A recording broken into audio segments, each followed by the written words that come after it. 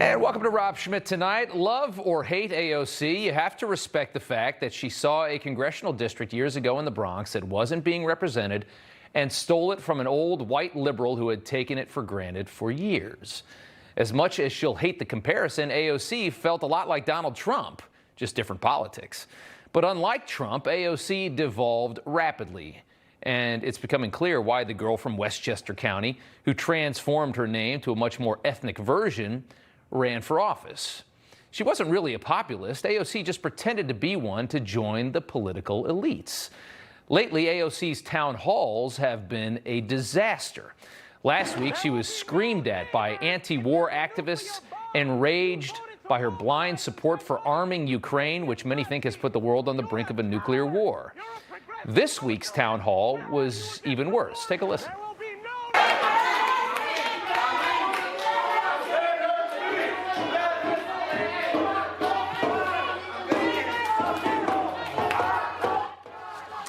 Take a close look at those protesters. Those are not paid Republicans. Those are real people from the Bronx and Queens. Those are her people. Many were screaming AOC was a sellout, which indicates that they likely voted for her. This wasn't some PragerU stunt. And as the video rolls on, we see AOC's reaction to all of that at this town hall from this week, and it tells you pretty much everything you need to know.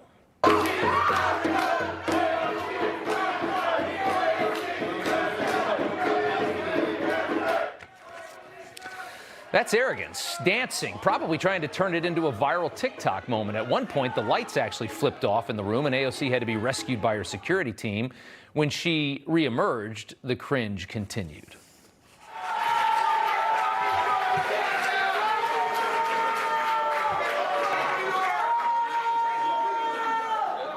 I'm not allowed to be in a room when the lights turn off. It gets a little... That's one of the things.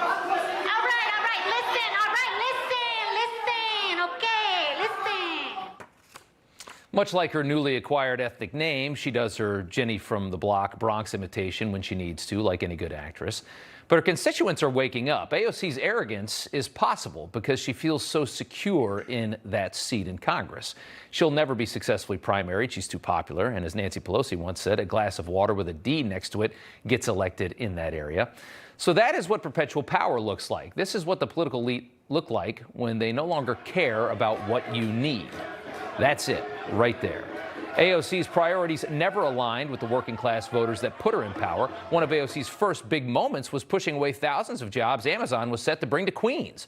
Her constituents are waking up to the beast that they have created. But not all liberals have AOC's security. In New York, the feckless left is getting hammered right now. Attorney General Tish James, the Trump hater, is so nervous about her re-election that she recently announced that she was open to re-examining New York's bail reform, which has led to a crime crisis. Her about face on this issue is astonishing because she was a champion for bail reform. Listen to this. I support bail reform and criminal justice reform. I've been a proponent of that for a very long time. We have never taken into consideration dangerousness or other risks. And so we are the only state in the nation that even before this change only considered one factor, and that is whether or not you were a flight risk. She's bragging in 2020 about never considering dangerousness when considering bail. Who cares? You're going to go kill somebody tomorrow, we'll still let you out of jail. That's what this country was like 2 years ago. She's still in power today, hopefully not for much longer. They'll say anything to stay in power. In New York this week, local government fools unveiled a massive tent housing complex for migrants being sent to our so-called sanctuary city, revealed by liberal leaders who secretly hate the migrant disaster that's inundating this city, but of course they have to pretend they love it. Take a look at this. They will see a recreational room set up with rows of couches, TVs, Xboxes, and board games. There will also be a phone bank so migrants can connect with family in order to find more permanent housing. We can do that in 24 hours, maybe even less. Many times, it's going to take longer than that. It could take days. Next, there is a cafeteria that will provide migrants with 3 meals a day, and snacks, coffee, and tea will be available 24/7. Those meals are all culturally appropriate. It is South American fare. Culturally appropriate South American fare. How nice. They're eating better than you and I. Again, this is the extent the clowns that run our biggest cities are willing to go to avoid just saying what we all think and what we all know, that a first world country cannot exist with open borders. They're going through all of this to avoid saying that. Criticism from conservatives will have no impact on a ridiculous stunt like this. It never does.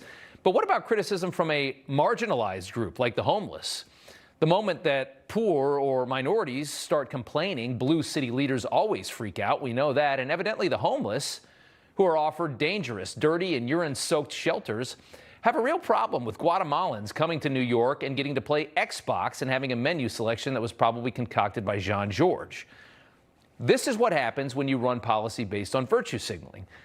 Now we just have to hope Ron DeSantis sends another 100,000 migrants to New York, because that's exactly what they deserve. Wouldn't you love to see them blow their entire budget building 25 more Xbox tent cities for the entire nation of El Salvador?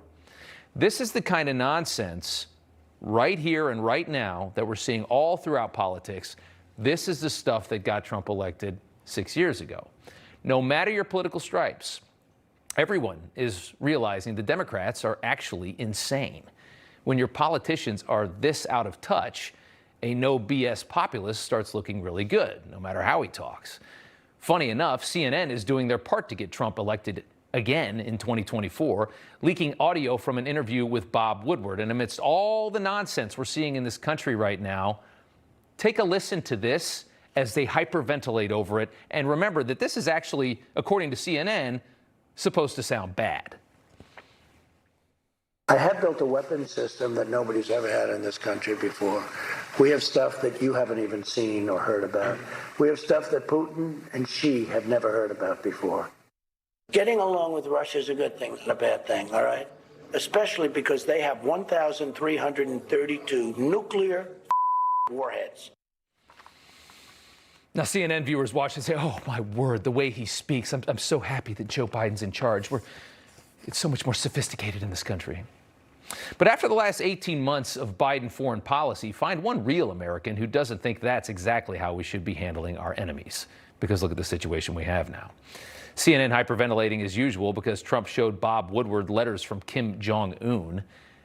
It's crazy that they think anybody possibly cares about a nice letter from Kim Jong-un being showed to a journalist. They think that this fake outrage game still works with all the problems we have in this country. They actually think they can sit there and talk about that kind of nonsense and somehow change the midterms and change 2024. If you thought Washington learned anything in 2016 about all they did wrong to create Donald Trump, you were wrong. In fact, it's only gotten dramatically worse.